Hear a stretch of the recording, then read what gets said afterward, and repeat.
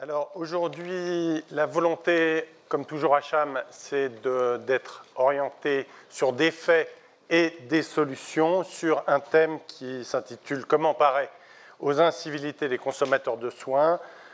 Deux mots peut-être un peu scolairement, consommateur et incivilité. Alors consommateur, ça renvoie immédiatement à la société de consommation, à la satisfaction toujours plus grande de besoins illimités, on voit à peu près ce que c'est. Incivilité, c'est un petit peu plus flou, peut-être quant à la définition. Donc je vais essayer de vous en donner une, plutôt de son contraire, qui a été donnée par un sociologue américain qui s'appelle Richard Sennett, et qui disait « La civilité est l'activité qui protège le moi des autres moi, donc le moi contre les autres moi, et lui permet donc de jouir de la compagnie d'autrui. La civilité préserve l'autre du poids du moi. » Alors, je ne vais pas rentrer dans les détails, mais ce qui est intéressant, c'est que derrière cette définition, il y a une notion de distance, de juste distance à soi, et puis à ses pulsions, ses besoins, ses envies, et puis aux autres. Et donc, la question que je vais poser à mes différents invités, dont l'un est en direct, mais à la vidéo, voilà, M. Ternoir.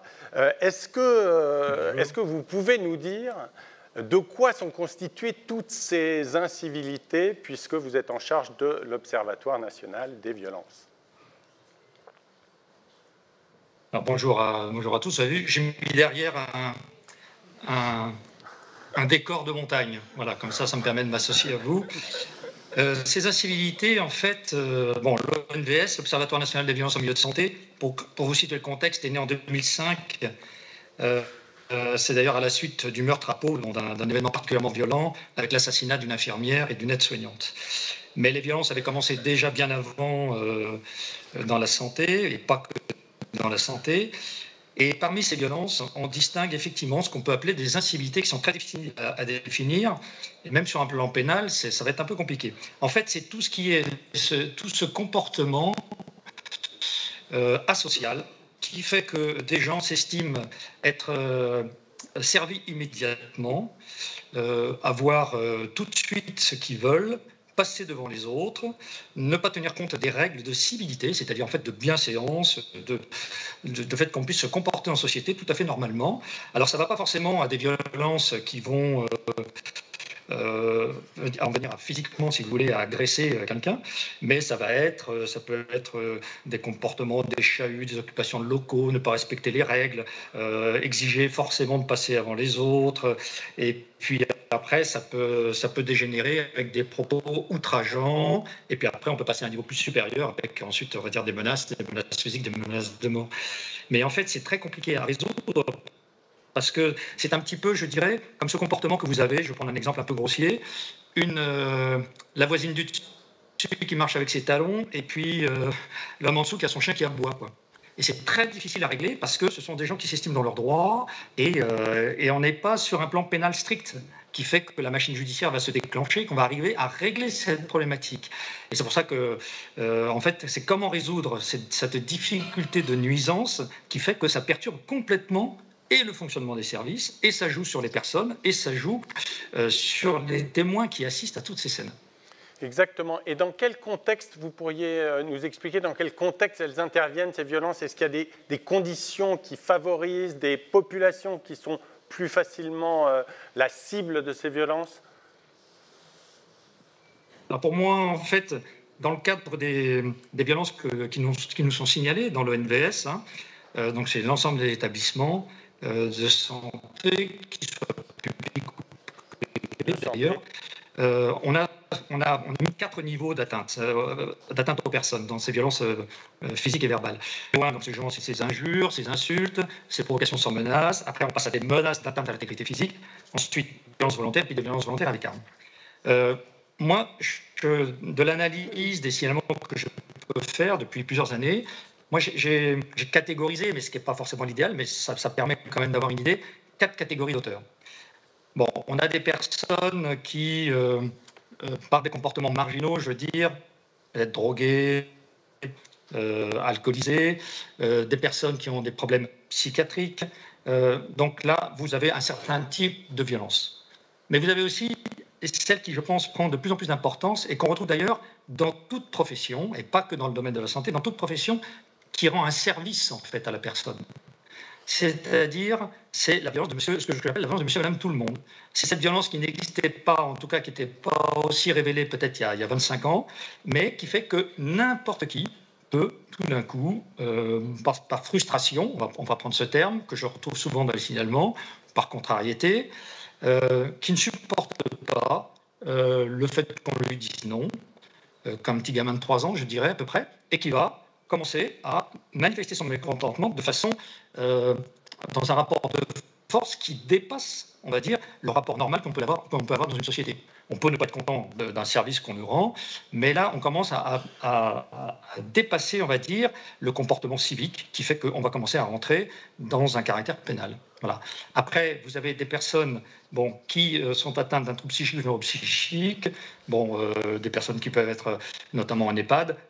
Mais alors, le système fait que les gens vont être contrariés, la victime va être choquée, mais elle va pouvoir excuser ce comportement parce que vous avez justement, dans ce cadre-là, une personne qui face à elle n'a pas toute sa tête. Et puis, l'ONVS prend en charge ce qu'on appelle les violences internes, c'est-à-dire des violences par des personnels. Mais ce n'est pas celle qui nous intéresse aujourd'hui. Mais peut-être juste un mot sur cette violence, elle s'adresse bien, elle touche en priorité, je crois, plutôt le personnel soignant, plus que les médecins, largement plus, parce qu'ils sont en première ligne. Elle touche majoritairement, très largement aussi, plus de 74%, si mes chiffres sont exacts, les femmes, puisque aussi ces personnels sont majoritairement féminins. Donc il y a une... ça ne tombe pas totalement au hasard non plus, cette violence. Vous avez quand même une féminisation importante de la santé, donc forcément surtout au niveau des personnels infirmiers et aides-soignants. Donc là, c'est sûr que les femmes sont plus touchées. Mais c'est vrai que pour moi, c'est plus de 40% parmi les personnels soignants, c'est 80% des personnels soignants qui sont victimes. Et dans ces 84%, c'est majoritairement effectivement des infirmières et des aides-soignantes. Voilà. Après, le contexte, c'est notamment vous avez des problèmes par rapport à la prise en charge que des gens vont contester. Ça, c'est le phénomène le plus important. Vous avez souvent un phénomène qui est médiatisé, notamment quand il y a des violences très graves au niveau des urgences ou en psychiatrie, où effectivement, ça marque les esprits. Mais vous avez quand même, moi, je pense que le point le plus important, c'est d'abord cette violence verbale. C'est-à-dire que, sauf parce que quelqu'un soit déjà bien alcoolisé ou est une crise psychiatrique, généralement la violence est tout de suite physique. Mais vous avez d'abord en fait une violence qui va monter, qui va se graduer dans les tours, c'est-à-dire la personne va verbalement contester. Après, ça peut être du verbal, mais aussi du gestuel, avec des gens qui s'approchent à 3 cm du visage, qui commencent à vous menacer. Comme la liaison n'est pas très très bonne, j'espère qu'elle va revenir un peu meilleure. Je vous propose qu'on passe à votre collègue Éric Revue, qui lui est en première ligne aux urgences, même si en deuxième ligne, parce qu'il est un homme et il n'est pas personnel soignant, mais un médecin. Mais peut-être, Éric, vous pouvez nous décrire un peu comment ça se passe dans un hôpital parisien bien situé comme la Riboisière, c'est-à-dire proche de la gare du Nord, proche de la fameuse salle de shoot, des migrants, enfin, vous avez coché un peu toutes les cases possibles. Alors, malheureusement, on est célèbre pour ça, et je dois dire, on n'en est pas très fiers, mais on n'a pas trop le choix. La Riboisière, on va dire, c'est effectivement ces urgences-là, avec une grosse concentration de population. On a effectivement une grosse population qui dans le 10e, dans le 19e, qui est très concentrée. Vous rajoutez les migrants, les toxicos, les gens effectivement qui ont des problèmes, et on a une espèce de concentration. Et de manière générale, pour les services d'urgence, c'est la place dans les services d'urgence, c'est la place la moins sûre de l'hôpital. Exactement. Donc on est les plus exposés. Et effectivement, je rejoins sur ce qui a été mis sur l'observatoire. Les premières exposées, malheureusement, sont les personnels soignants, les infirmières, les aides-soignantes. Là, ce qui a changé, ce qui est malheureusement, ce qui se banalise, c'est cette espèce non seulement d'agressivité verbale qui est quotidienne, avec de l'insulte, mais c'est surtout l'agressivité physique. Donc, une infirmière qui est poignardée, ça, c'est pas banal, mais c'est de plus en plus.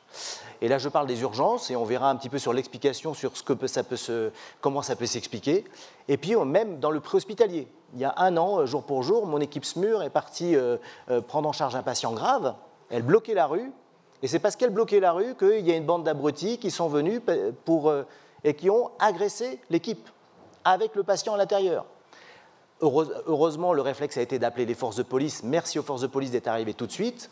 Mais cette banalisation de la violence, elle est insupportable. Quand on a discuté avec les policiers, ils nous disent « Bah oui, nous, on a l'habitude de se faire insulter. » Déjà, je trouve ça pas très normal. Les pompiers, on discute avec eux, ils disent « Bah oui, ça se banalise de plus en plus. » Et maintenant, même les équipes des urgences et du SMUR, où on est là pour les patients. En plus, là, en l'occurrence, ce n'était même pas justifié, on bloquait la rue simplement. Donc on voit qu'il y a une combinaison de facteurs dans un service d'urgence qui font, comme on l'a dit, il y a le côté, effectivement, il y a de l'angoisse, il y a de l'anxiété, il y a de la douleur, et c'est notre travail, évidemment, de désamorcer ça. Donc on n'est pas bon si on ne prend pas en charge tôt. Et effectivement, vous rajoutez à ça des patients alcoolisés, psychiatriques et volontairement violents, et le côté McDo, McDrive, je veux tout de suite. Et effectivement, c'est l'incivilité qu'on voit, qui ne supporte pas. Vous mettez ça avec un petit, moi j'aime bien, ça s'appelle ça la cocotte minute. Hein. Vous mettez une salle d'attente bien chaude comme ça, et puis les gens attendent, ils voient les gens qui passent, au bout d'un moment on attend, il y a un excité qui commence à exciter tous les autres, et après la situation explose. Et ce qu'on disait lors de la préparation, c'est qu'en plus à la Lariboisière, vous avez un nombre de passages qui est très important, une concentration, en particulier la nuit où il y a quand même un peu moins de personnel, et là les conditions sont remplies pour la cocotte minute. Et la cocotte minute, elle est effectivement plus dangereuse la nuit. Les personnels de nuit le font parce que, curieusement, les gens s'alcoolisent davantage. L'angoisse, l'anxiété est beaucoup plus importante. Exactement. Et effectivement, avec moins de personnel. Donc, cette situation, on est obligé d'adapter nos protocoles, pas seulement dans la journée, mais également dans la nuit, avec des procédures, on en reparlera tout à l'heure, justement pour désamorcer ça, parce que cette violence, elle survient. Là, je vous prends un autre exemple, on va parler d'alcool. La pire des gardes à la Lariboisière, essayez de deviner quand est-ce que c'est. 31 décembre. Eh ben non, c'est la fête de la musique. Ah. Ils sont tous bourrés ce jour-là.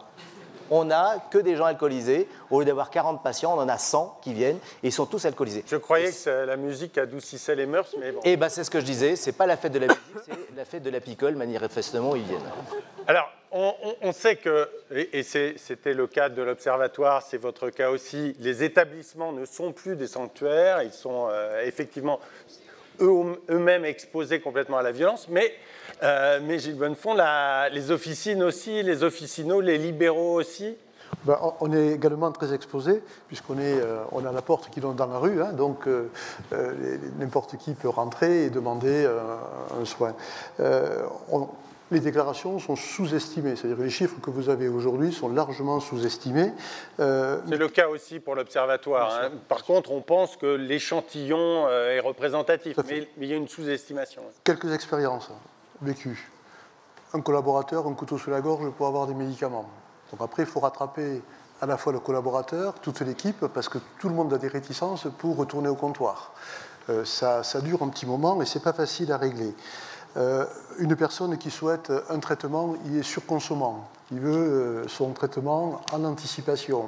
On ne lui donne pas, il vous démonte le comptoir et la porte automatique qui tombe. Une personne psychiatrique qui veut son traitement, elle dit « je ne partirai pas de la pharmacie tant que je n'aurai pas mon traitement », alors qu'elle n'a pas d'ordonnance lui permettant de le faire. On lui explique que nous, on ne pourrait rien faire et qu'il va aller chez le médecin. Ça dure 2 heures. Au bout de 2 heures, on lui demande de sortir et ça finit en bagarre dans la rue en essayant de la neutraliser à deux. C'est pas facile à gérer. En plus, il y a toute la rue qui est au courant que le pharmacien s'est bagarré avec une fille. Qu'est-ce qui s'est passé, etc.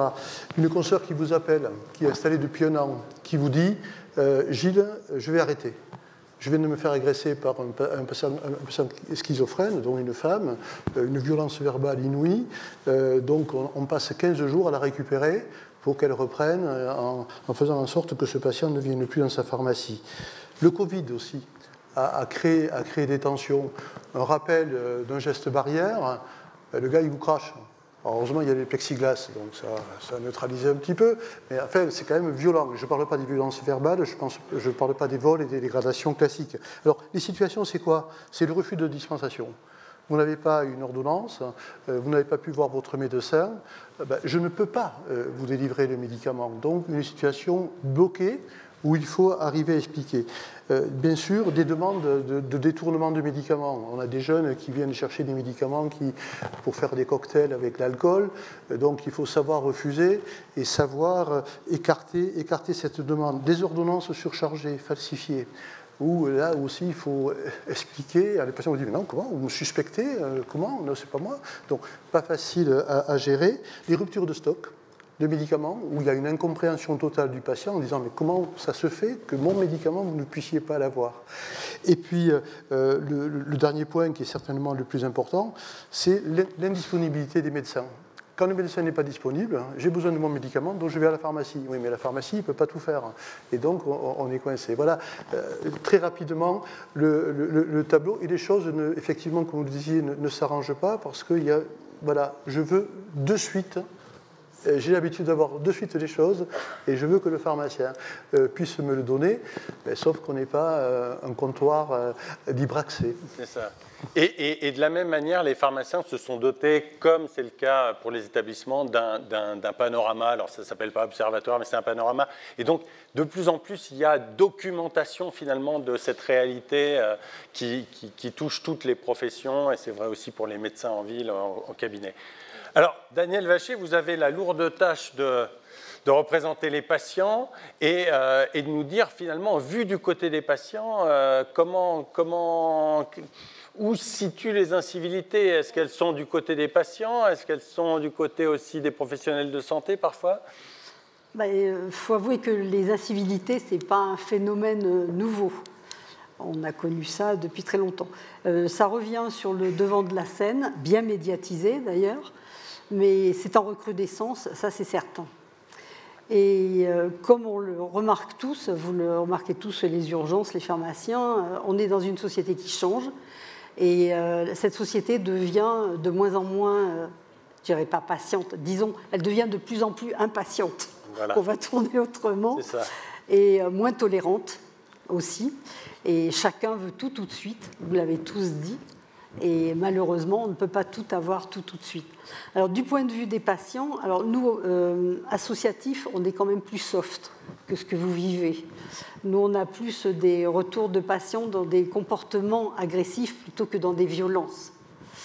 Et ces comportements agressifs sont à rapprocher, disons, de la désertification des services publics et qui touchent bien évidemment l'accès aux soins. Alors, la première chose qui touche le patient, c'est la prise de rendez-vous. Des choses très concrètes, la prise de rendez-vous. La prise de rendez-vous, voilà. Il faut déjà trouver un médecin qui accepte de vous prendre. Enfin, je vais généraliser, je vais dire un soignant, parce qu'il n'y a pas que les médecins, il y a les kinés, tout le monde est concerné. Donc, quand le patient ou celui qui est en devenir patient, parce que vous pouvez aussi avoir besoin d'un rendez-vous, vous appelez, on vous dit nous ne prenons plus de nouveaux patients. Désolé, nous sommes complets. Donc, quand vous avez eu pas mal de répondeurs de ce style-là, vous avez enfin un rendez-vous.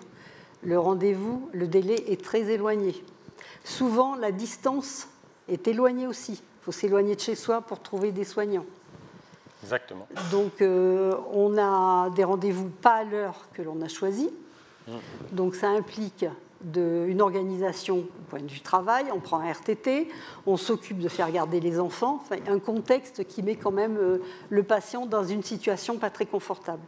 Et si le jour de la consultation, il arrive et qu'il a 1 heure d'attente, parce qu'évidemment, le soignant est débordé puisqu'il n'y en a pas assez, là, on comprend qu'il pète les plombs, entre guillemets. Voilà. Donc ça, c'est pour disons, la crise aiguë. Pour nous, patients chroniques, on a moins ce problème de rendez-vous, puisque nos rendez-vous sont planifiés. Par contre, où il y a un bémol, c'est quand l'aigu fait éruption dans la chronicité. Et là, on retrouve Monsieur Tout-le-Monde et on retrouve le parcours du combattant. Ça, et on n'arrive pas finalement à intercaler ce rendez-vous. En cas d'aggravation, en cas d'effet secondaire, il faut se battre pour avoir un rendez-vous. Et c'est encore plus angoissant puisque un malade chronique a un traitement de fond qu'il ne doit pas interrompre.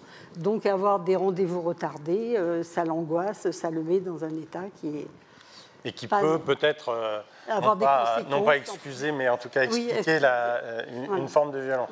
Ouais. Et vu de l'autre côté, les fameuses 27 millions qui ont encore fait la une de la presse, sur 27 millions de consultations non honorées, qu'en disent les patients? Dans ces déserts médicaux, il faut avouer que les patients se tirent un peu une balle dans le pied parce qu'ils n'honorent pas toujours leur rendez-vous. Et l'étude de l'URPS de la région parisienne a fait une enquête là, auprès des médecins de la région parisienne, et il y a quand même 2 médecins qui n'ont pas de... Non, les médecins ont dans la journée au moins 2 rendez-vous qui ne sont pas honorés. Ce qui fait en France un total à l'année de 27 millions. Extrapolé à 27 millions. Énorme. C'est énorme. Effectivement énorme. Donc c'est une organisation qui est complètement à revoir, parce que les soignants ne sont pas en capacité d'absorber ces manques. Alors, on a l'impression que c'est parce que aussi les patients, sans doute, comme ils ont du mal à obtenir un rendez-vous, ils font comme on fait pour le restaurant. Oui, hein, et ils font une forme de surbooking. Finalement, ils en appellent 3 et puis ils voient le premier qui dégaine. Bon. Oui, mais c'est toujours pareil, on revient à cette incivilité. La moindre des choses, c'est d'apprendre. Mais il faut dire aussi que le patient peut avoir un sentiment de frustration qui le conduit à l'énervement s'il n'obtient pas, lors de sa consultation, des réponses à ses attentes. Exactement. Donc le soignant est aussi dans la faute s'il n'est pas à l'écoute totale. Mais je pense qu'on va y revenir sur les solutions, parce que le patient peut essayer de préparer la consultation pour être plus efficace, etc. Mais ça fait partie aussi des causes. C'est vraiment dans l'esprit de Cham d'aller vers des solutions locales, pratiques, concrètes. Gilles Bonnefond, qu'est-ce qu'on peut faire dans une officine, sachant que tous les panoramas montrent que la vidéosurveillance, tous les pharmaciens en ont une, mais ça ne sert pas à grand-chose vis-à-vis des... Ça sert un peu après coup pour identifier, mais aussi beaucoup des patients qui agressent sont connus de la pharmacie elle-même, de l'équipe. Pratiquement la moitié des patients avec qui on a des incidents sont des patients connus. Donc, alors oui, vidéosurveillance sur le SAS de nuit, certains ont des vigiles, mais dans de très rares pharmacies. Mais bon, je crois que c'est pas ça la le cœur. Non, ce qu'il faut, c'est voir quels sont les facteurs de tension et comment on peut essayer de les réduire. D'abord, il faut se rappeler que la pharmacie, c'est un espace de santé. Ce n'est pas un espace de consommation. Et donc, de banaliser le médicament en disant « vous en avez, j'en ai besoin, je sais ». Non, on ne consomme pas des médicaments. Donc, il faut renforcer le couple médecin-pharmacien-infirmier, parce que c'est un parcours de soins. Et quand le médecin prescrit, eh bien, il prescrit sous certaines conditions et le pharmacien doit dispenser sous certaines conditions. Et le patient doit bien comprendre que ça, c'est efficace pour lui, mais consommer de médicaments, c'est une déviance, c'est une perception qui est complètement déviante. La seconde chose, c'est on a beaucoup de patients, vous l'avez évoqué tout à l'heure, qui sortent de la toxicomanie avec des traitements substitutifs aux opiacés. Franchement, le parcours pour ces patients, après 6 mois, 1 an d'installation, c'est toujours d'aller tous les mois chez son médecin récupérer une ordonnance. Il n'y a pas une réévaluation de la situation. Est-ce que c'est bien légitime aujourd'hui de compliquer pour des patients stabilisés ce parcours ? Au moment du Covid, on a renouvelé tous ces traitements parce que, bien évidemment, il n'y avait plus assez de consultations puisque les médecins n'étaient pas en capacité de recevoir les patients, et ça s'est bien passé. Donc, de voir dans quelles conditions, quand le patient est stabilisé, on peut augmenter le délai de la prescription. Ça faire évoluer la réglementation un peu dans le sens d'une certaine flexibilité contrôlée, certes, parce que vous ne le demandez pas pour tous les patients. Certainement pas. Le patient stabilisé. On a la possibilité, quand un patient n'arrive pas à avoir son rendez-vous dans les délais pour avoir son traitement chronique, eh bien de pouvoir prolonger, assurer la continuité des soins pendant 1 mois. Mais il faut qu'on puisse le faire en toute responsabilité, en disant, bon, je connais ce patient, je sais que ce traitement, il le prend depuis longtemps, bon là, il n'a pas réussi à avoir son rendez-vous, je peux assurer la continuité des soins, parce que dire au patient « Ah ben non, je suis désolé, il faut aller voir un docteur, mais le docteur n'est pas là, ben vous n'avez qu'à aller aux urgences pour vous faire renouveler une ordonnance », c'est vraiment pas de la très très bonne organisation des ressources du système de soins. Et après, il y a des choses aussi qui sont stupides, c'est la complexité de la réglementation sur les prescriptions. Vous avez aujourd'hui 50 situations différentes pour plein de médicaments où le médecin hospitalier doit prescrire sous certaines conditions. Là, c'est pas plus de 3 mois, là, c'est pas plus de 6 mois.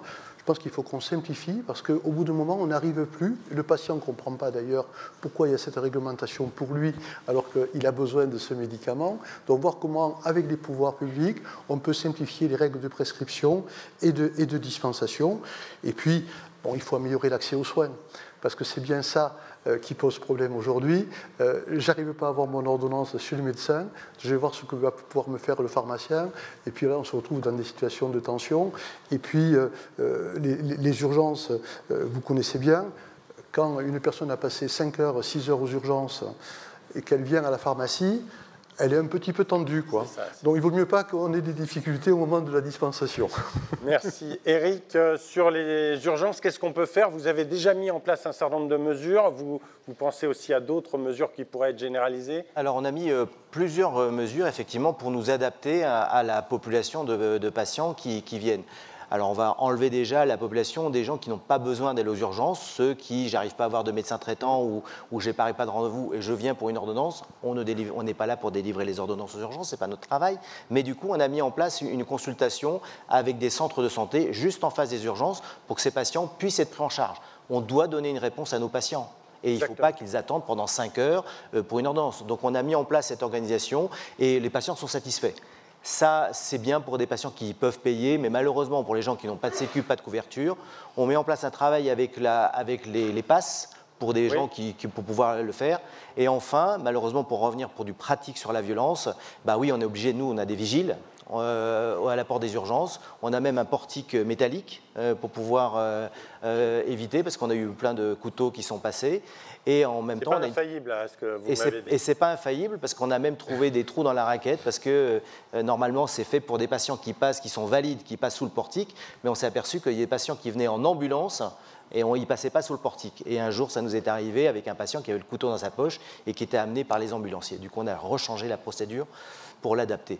Enfin, on a évidemment pour des patients agités, une procédure de bouton poussoir d'alerte dans tout le service qui fait que vous avez 10 personnes qui viennent et ça c'est très dissuasif pour un patient psychiatrique ou alcoolisé ou simplement agité d'avoir 10 personnes face à vous où vous êtes téririneur, vous êtes capable de tous les battre, mais en général vous voyez 10 personnes, même 10 petites femmes face à vous, c'est très dissuasif.